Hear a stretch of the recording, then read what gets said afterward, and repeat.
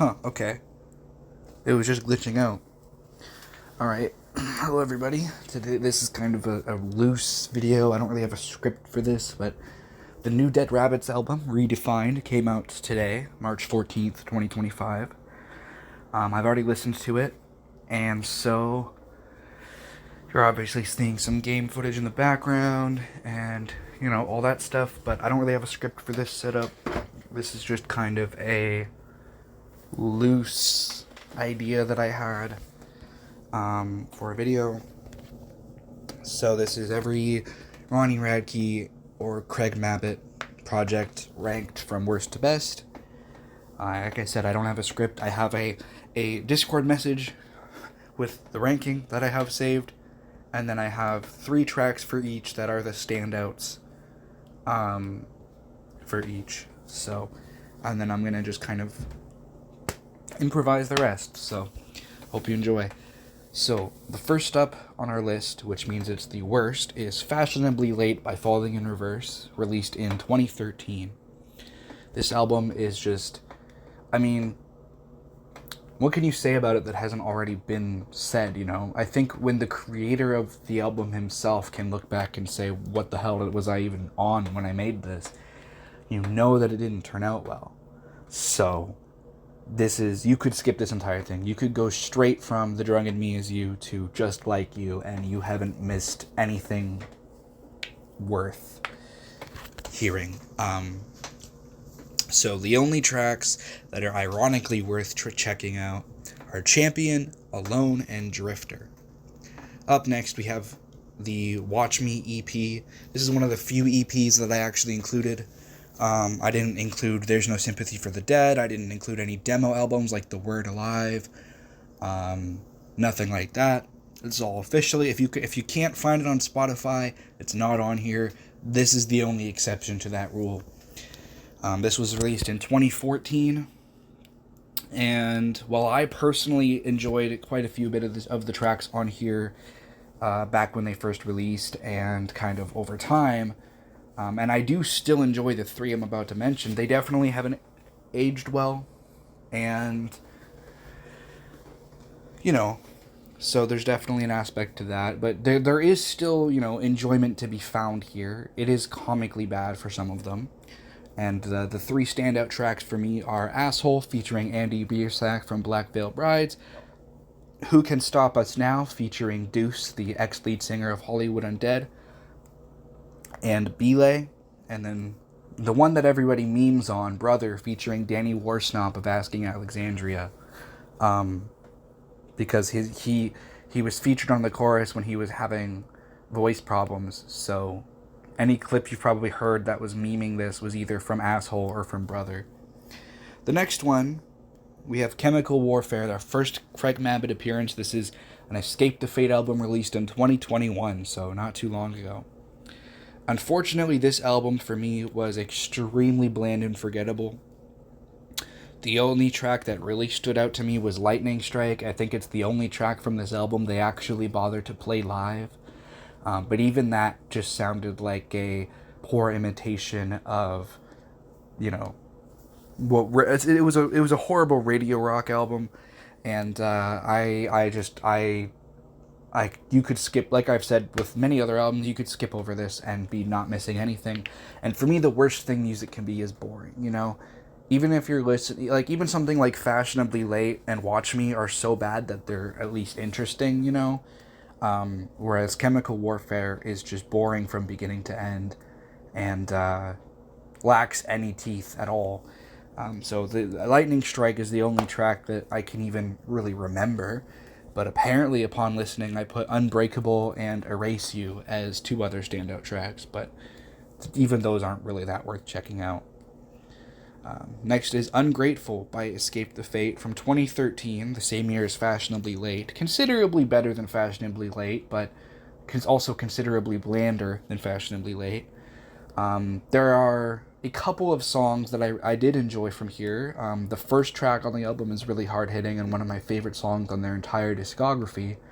However, the rest of the album has a similar issue to a lot of Escape the Fate's later works past 2010, in that it's a lot of monotonous. It's very monotonous and very forgettable. Until We Die is my second pick for a standout track, which is track 2, just because if you listen to it right after right after the first track, the transition hits really well, and I enjoyed the chorus. So those two kind of are my standouts, as well as Picture Perfect. I think it is a really good ballad, but if you're looking for heavy music, you're gonna stick with those first two tracks. And then the new album, Redefined. Unfortunately, in my opinion, the worst of the Dead Rabbits albums, and I'm worried it's only going to get worse from here for Craig Mabbitt's discography, but hopefully something turns around. A lot of it was, once again, monotonous, uninteresting, bland. Yeah, I didn't really care for the new album. However, there were a couple of good tracks. If you look at my community post on YouTube, I gave my in-depth review of the full album. But the standout tracks for me were Oxygen featuring Attila, Understand, and Meat Hook. Next up, we've got Just Like You by Falling in Reverse, released in 2015. This has kind of a similar issue as Fashionably Late, in that a lot of tracks on it pretty much sound like just B-sides from that. Like, you've got really... The lows on this album are very low. Like, Get Me Out, which seems like is a poor man's version of Situations. Sexy Drug, which is basically just Good Girls, Bad Guys again, or Bad Girls Club. And the title track is ripped straight from Fashion... Like, it's literally a B-side from that album. However, the other tracks on this album actually have some teeth, you know? Chemical Prisoner, you know, God If You Are, but there's a good... The majority of this album is actually pretty well done, but the lows are they halt the entire process and really put this on the lower end for me. However, my standout tracks were The Guillotine 4, My Apocalypse 2, which I believe is a bonus track, and Brother. So yeah, then we've got Rumination, another Dead Rabbits album, the other most recent one from 2022. This one, while it was significantly heavier than the one that released today, and definitely captured the spirit of that band, a lot of the tracks were, once again, very monotonous. Not a lot of them really stood out to me. Dead by Daylight was a decent one, but my biggest thing my biggest three that stood out were Escaping Fate. I thought it was really clever. Product to Blame was really well done, and Echo was my peak favorite. I still, that was the only one that I've kept in rotation since my first listening was Echo. Next we've got Hate Me, released in 2015, just like You was. I actually think this is my most listened to Escape the Fate album. There are ones higher up on this list in terms of quality, but Hate Me is by far the one I've listened to from, you know, beginning to end, the most, for sure. So I think it's my personal favorite that they've done, while not necessarily being their best quality. I wouldn't call it personal favorite, actually. I think it's my second favorite one they've ever made. Like, I think, yeah, some of the tracks can be a little, you know, they're a little bit of a similar thing as Ungrateful, where they're very, they can turn monotonous, or they can drag on for too long, or whatever. But I think the highs of the album, and the highs on each individual song really make up for it, at least for me. So while there are songs that, for me, are super uninteresting, like Breaking Me Down, Let Me Be, Redline, Alive, a couple of them don't really interest me, but then the songs like Just a Memory, The Terrible Children, the title track, End of the World, Remember Every Scar, a whole bunch of them really captivated me. And my three standout tracks were Just a Memory, the title track, and The Terrible Children. And I highly recommend giving it a look, but, you know, it's not for everybody. The next one is the first Falling in Reverse album, The Drug in Me Is You, released in 2011. this kind of has the similar issue as Just Like You, where the highs on this album are extremely high and the lows are extremely low. The title track, I'm like the tracks that most people know from this that are still popular to this day, Good Girls, Bad Guys, I'm Not a Vampire, all that, they're just, I don't use this word very often, but they're very cringe. They're very poorly aged. And so, and having those three in a row really, as well as Tragic Magic as track two, which I personally enjoy, but definitely isn't as I think a lot of the issue with this album comes in that it was essentially one big diss track at Escape the Fate, and especially Max Green and Craig Mabbitt, and obviously they've made up since, so a lot of the lines on this that are directed at them just haven't aged too well. And so that's kind of the issue with it. But for me, my three top tracks are Raised by Wolves, Pick Up the Phone, and Caught Like a Fly. Next, we've got the Drugs EP from 2020. Now, there's only 3 tracks on this EP, so I just picked my personal favorite one, which is Losing My Life. This was kind of their return to music. They had, after a couple of years off, after the passing of their last founding member other than Ronnie, they kind of shifted the brand around. Like, it wasn't a band, it was just Ronnie. They made the focus kind of on him. Which is an understandable thing to do once you've lost every single founding member. It kind of makes sense to shift the focus to the one founding member remaining. And especially when you've got such a revolving door of members. Like Escape the Fate can barely go an album or two without having to pretty much change the whole lineup other than Craig. So it makes sense that Craig is kind of the main focus, and then I think TJ and Robert. So it kind of makes sense. But yeah, it's a pretty well done EP. It does sound a bit more like it maybe would have been better as like something like a Ronnie solo project, because it's way more rap oriented. But I think just when you think it's kind of going a little too into the hip hop territory, it pulls itself up with the metal breakdowns and with Corey Taylor and such. So next we got This War Is Ours, released in 2008, the first Escape the Fate album with Craig Mabbitt on it. A lot of the problem with this album for me is that it sounds dated. It has that very distinct MySpace 2000s emo sound that like everyone was doing from First to Last, a whole bunch of different bands. We're doing this sound. Loreen Drive's another good one that I can think of. And so, Pierce the Veil, Sleeping with Sirens. There's a whole bunch of them that were really similar sounding at this time, and unfortunately this album, to me at least, just doesn't hit the same highs as some of those albums by those other bands did. However, there are a couple of songs that really did stand out. For example, there's Something is the title of the song. That one really stood out to me. You Are So Beautiful was okay. It's on my list of standouts because it was just one of the only other ones that I really can remember the lyrics to and notice. But the absolute highlight was The Guillotine 2. It has really technical, insane guitar work, insane vocals.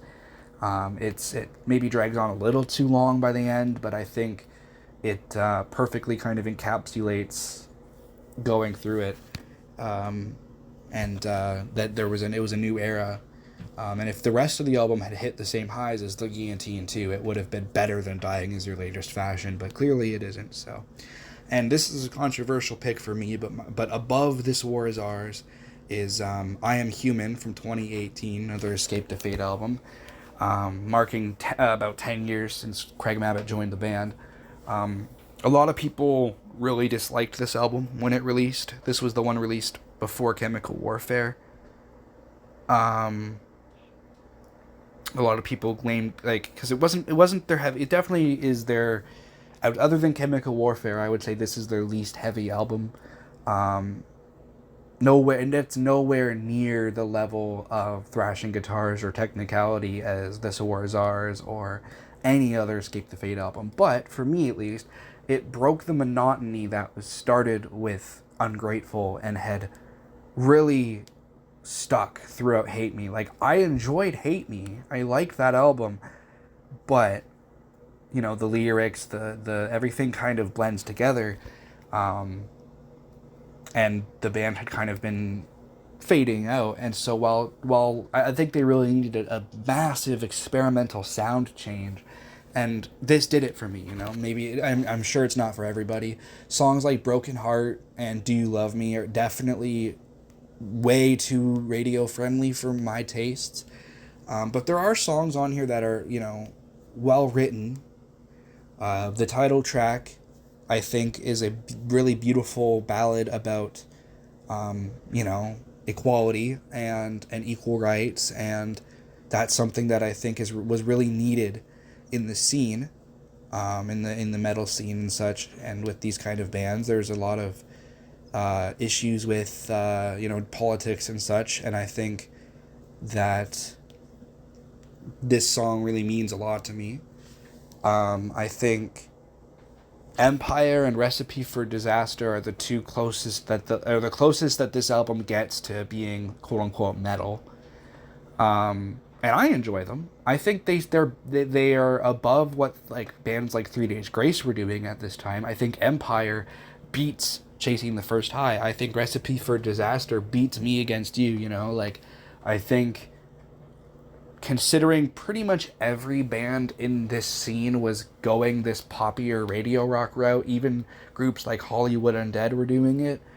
I even Falling in Reverse was doing it. I think, for me at least, Escape the Fate's I Am Human managed to make a radio rock album that still had interesting moments and wasn't completely monotonous. And then right above this, because I do still value my heavy music, we have This Emptiness by Dead Rabbits, which is their second, technically third album because of the Edge of Reality EP, but pretty much every song on that EP was reworked into the Shapeshifter album, and also that EP was taken off of Spotify, so I wasn't able to listen to it for this. But my favorite song from that EP is Are You On Drugs, for the record. But anyway, this album, while heavy and well done, and having some really good standout highlights, kind of just felt like more of the same. And that's like I said, the worst thing that an album can be for me is boring. And that's why I liked I Am Human, for example, is while it was a definite, there was a decrease in the heaviness, and there was a definite change in sound, I would rather listen to the album and be able to notice the difference and not be bored and go, oh, this is different, this is new, than to be bored with the same thing. And even though This Emptiness still hits hard, is still very heavy, still has some really good standout tracks, it just sounds like they're just doing the same thing as the other Dead Rabbits albums. So it didn't really, it's better than Ruminations, better than Redefined. Still, it's on the higher end of this list. It's top 8, on this list, so that's good. It's number 8 out of all this list. And the top tracks for me were The Freak, the Creep, the Clown, the title track, and The Butcher. The Butcher really stood out to me. Then we've got Popular Monster from last year, 2024. Oh, This Emptiness is 2017, by the way. This is a controversial pick. The album artwork sucks. Like, I'm sorry to put it out there. If this was the artwork for like another Ronnie Solo rap album, it would be pretty great. Lots of rappers use mugshots or whatever. But for this to be, a rock metal album ending in a giant piano cover and all this, the album cover is just ass. Like, worse than Fashionably Late for me. For that. But the actual contents of the album are mixed for me. I think I would have preferred more new original songs. The fact that the majority of the album were songs that were already released, just put on a CD or put on an album, and there was only, I think, a total of, by the time the album came out, I think there was only a total of 3 songs on it that were actually new. It definitely hinders the experience when it's an album released in 2024, but the majority of songs on it were pre-COVID. They were already out pre-COVID. it definitely impacted my enjoyment of it, and definitely impacted its place on the list. However, the new songs on it were two out of three of the new songs on it were interesting enough for me that I was able to put this at the spot that it's in comfortably. You know, I really enjoyed Prequel. I really enjoyed Watch the World Burn, which was already released as a single prior, way even before the album was announced. However, I think it being on this album makes sense, and that's why I put it where I put it. It was released in 2023, I believe, or late 2022, something like that. But the sound of Watch the World Burn fits with the rest of this album in a way that Zombified and Popular Monster and the songs that had been released before didn't. You know, Zombified, Popular Monster, and Voices in My Head were all meant to be on an EP titled Neon Zombie, and then they never finished that EP and they threw them on this album, and they really don't fit for me. So I think they should have been left off, maybe just kept as singles, and some more original songs on here would have really fit. And but Watch the World Burn does fit, so I did enjoy it. And No Fear is my last one. I think it drags on a little too long. I don't like the ending of it. But the first 3 minutes or so I really enjoyed. So, and Prequel, like I said. Next we've got Escape the Fates, self-titled, from 2010. This album's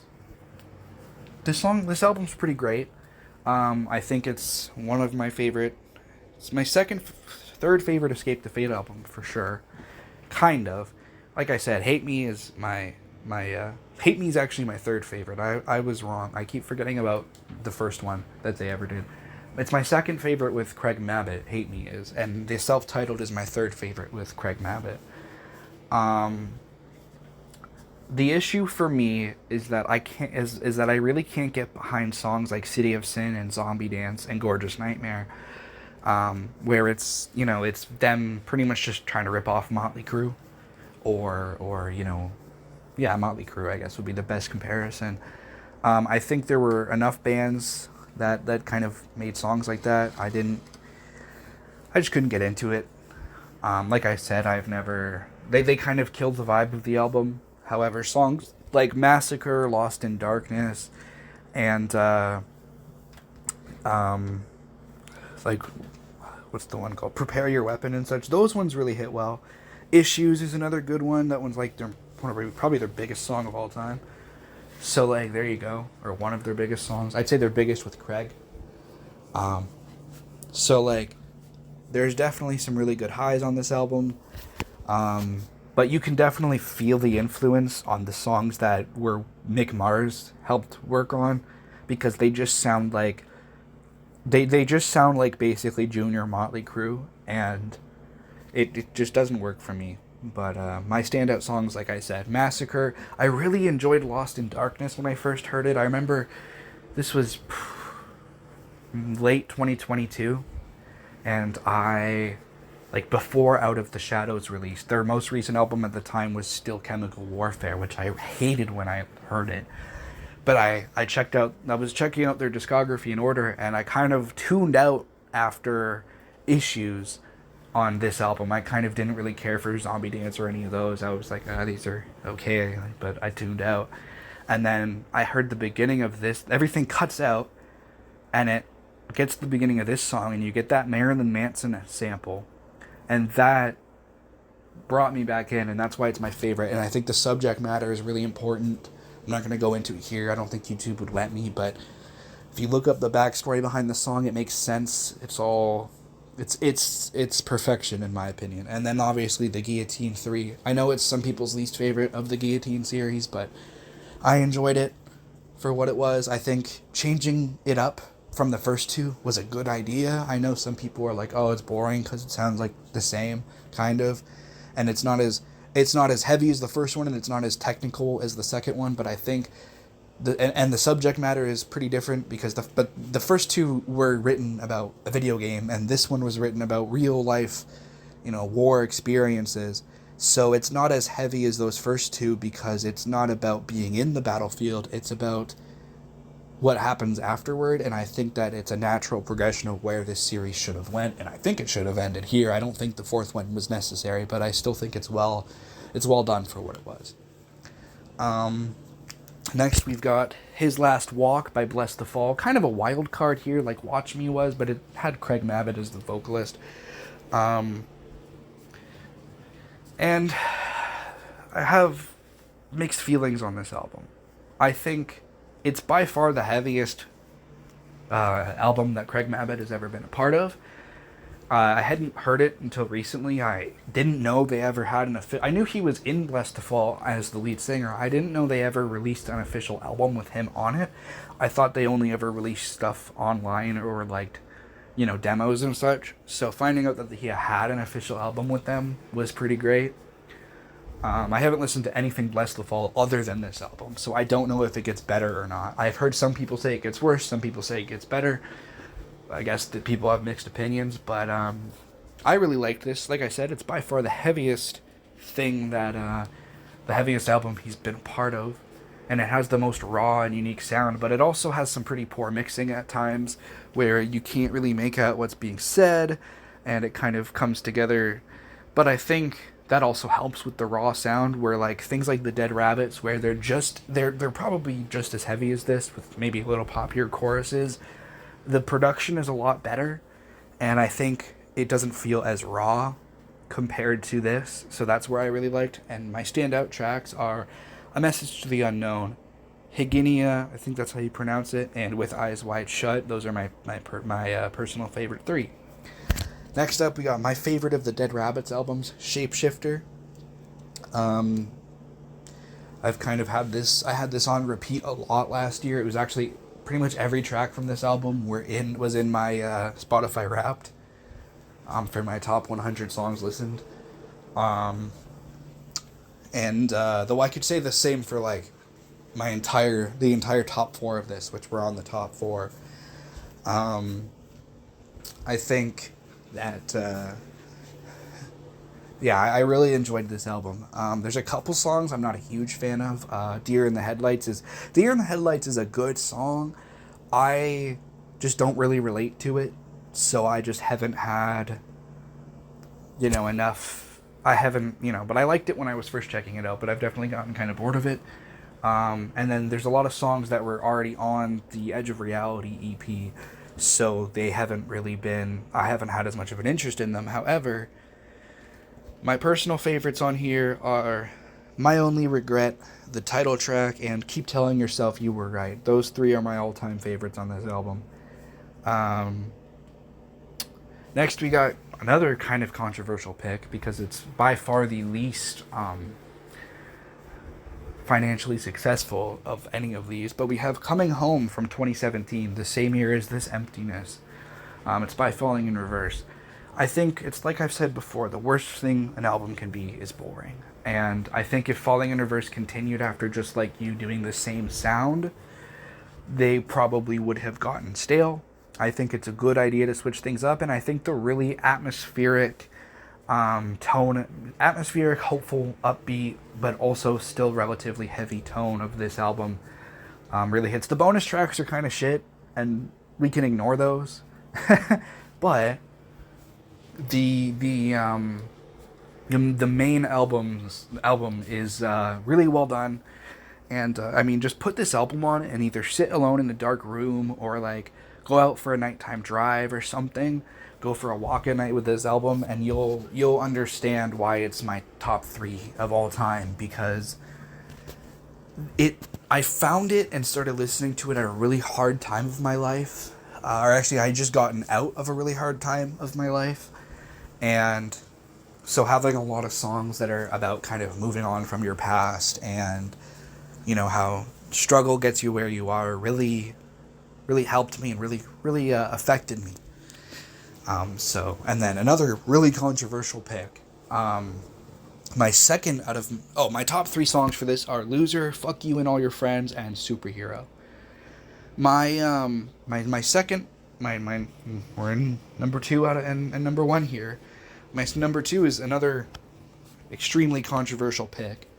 It's Out of the Shadows by Escape the Fate, their most recent album from 2023. Although the deluxe edition was released in 2024, in I think around this time, actually around March 2024. The bonus tracks are, there's a couple of good ones, but I'm not a huge fan of them. This album, similarly to Coming Home, this album came out, the original, like 12 tracks, came out in September of 2023. I actually remember staying up till midnight on release night. At the time that it came out, I was homeless, sleeping in a tent in a park. So I had a lot going on, and I wasn't getting a lot of sleep.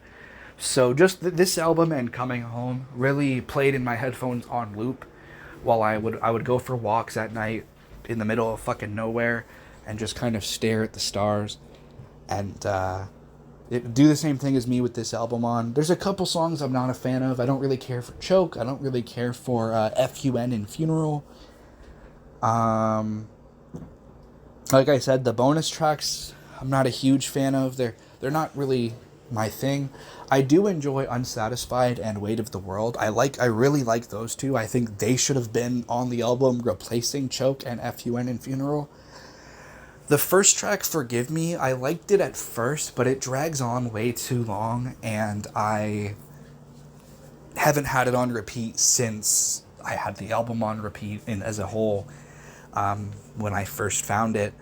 Pretty much since release, I haven't really bothered with the first 2 or 3 tracks on the album. They're kind of skippable. Rather Be Dead is good. I like it, but I think the remix released on the deluxe edition actually improved it.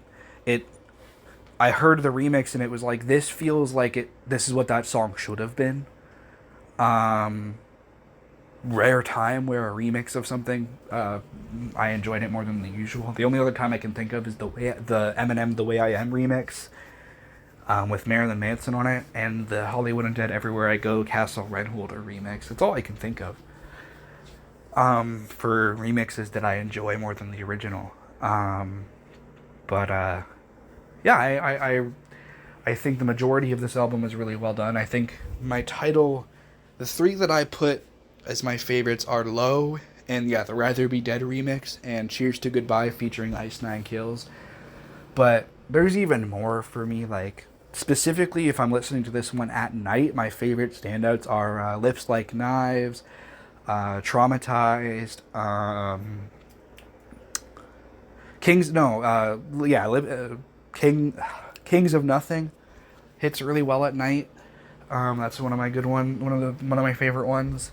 I still think King of Nothing by Saint Asonia is better overall, but I think for the vibe, I don't know. I like the mix of like the kind of hip hop beats as well as the rock instrumentals, and I just think, like I've said, the worst thing an album can be is boring, and this was a very experimental sound that if this band kept this sound and kept going, I don't actually think they would get stale. I think this is a unique enough sound that could carry this band because, to be honest, I feel like they've had some sound issues ever since Ronnie left, you know? I think they haven't really found a specific, unique style, and I think this could really fit that, so... and then my number 1, everyone kind of expected it, is Dying Is Your Latest Fashion from 2006. I could say a million things. The biggest song on this album, Situations, I actually don't like that much.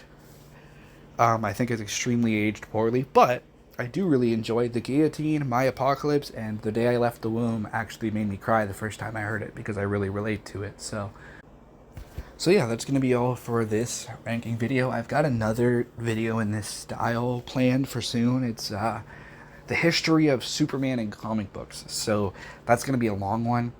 If that interests you, go ahead and check it out. Yeah, I've got a couple other groups in for music if you guys like my music opinions.